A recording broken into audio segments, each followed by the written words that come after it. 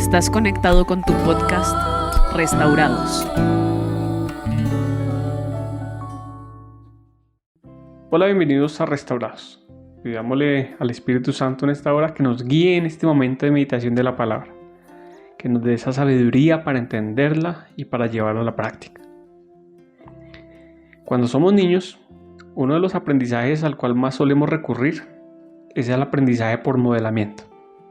Aprendemos observando a los demás. Solemos imitar el comportamiento y la conducta de los ejemplos que tenemos cerca. Esto en la actualidad se ha hecho aún mucho más entendible, porque se ha descubierto el tema de las neuronas espejo. Aquellas neuronas que se activan tanto cuando se realizan acciones como cuando se observan acciones en los demás. Y de alguna forma, es por esto que podemos ver que somos tan influenciables por nuestro contexto. Muchas veces se cumple lo que dice el dicho: a la tierra que fueres, haz lo que vieres. Lo malo de esto tal vez está en cuando las prácticas o las conductas son nocivas o no nos aportan nada a nuestro bienestar. Por el contrario, nos hacen daño. Creo que este siempre fue el gran problema que Dios tuvo con su pueblo, el pueblo de Israel. Fue muy difícil erradicar en ellos las prácticas a las cuales estaban acostumbrados o impedir que aprendieran nuevas prácticas de pueblos que tenían cerca. En parte por esto Dios les entregó leyes, para que sus prácticas se guiaran por sus mandamientos y sus leyes y no por lo que veían que hicieran los demás. Mira lo que dice el pasaje en Levítico capítulo 18, versículos 1 al 5. El Señor ordenó a Moisés que dijera a los israelitas: yo soy el Señor su Dios. No imitarán ustedes las costumbres de Egipto, donde antes habitaban, ni tampoco las de Canaán, a donde los llevo.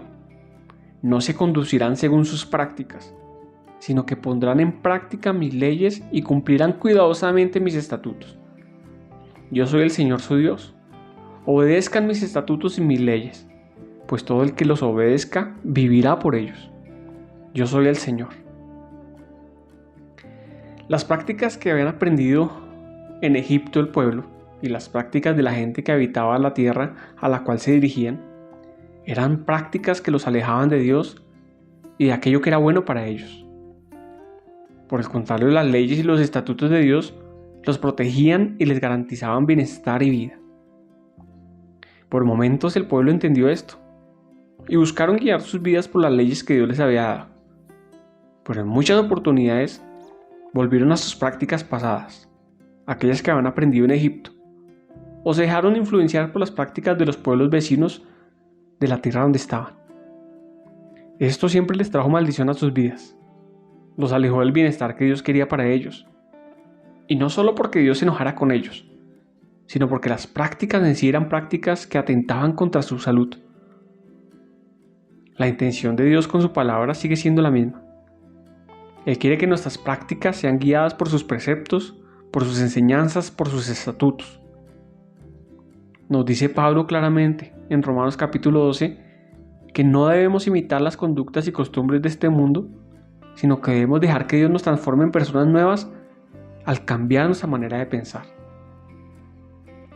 Hay prácticas que adoptamos que sabemos que no están de acuerdo con las prácticas que Dios nos ha enseñado, sino que son prácticas de nuestro entorno. A veces en nuestra manera de hablar, o en la forma como nos comportamos, o en nuestros hábitos, o en nuestros valores, o en nuestras mismas creencias. Por esto yo creo que es importante recordar esas palabras de Dios. Obedezcan mis estatutos y mis leyes, póngalos en práctica, pues todo el que los obedezca vivirá por ellos. Para que constantemente también revisemos por qué están siendo guiadas nuestras prácticas. ¿Por lo que estamos viendo o por lo que Dios nos ha enseñado? Pidámosle a Dios que cada día nos recuerde que son sus enseñanzas las que deben guiar nuestras prácticas. Y si en algún momento nuestras prácticas están siendo guiadas por otros ejemplos, por otros modelos, que podamos darnos cuenta y que podamos corregir. Dile allí conmigo: Dios, te damos gracias en este día, porque has puesto en nuestras manos unos mandamientos, unos preceptos, unas enseñanzas que nos pueden llevar a la vida. Pero ayúdanos, Señor, para que nuestras prácticas sean guiadas por tus enseñanzas.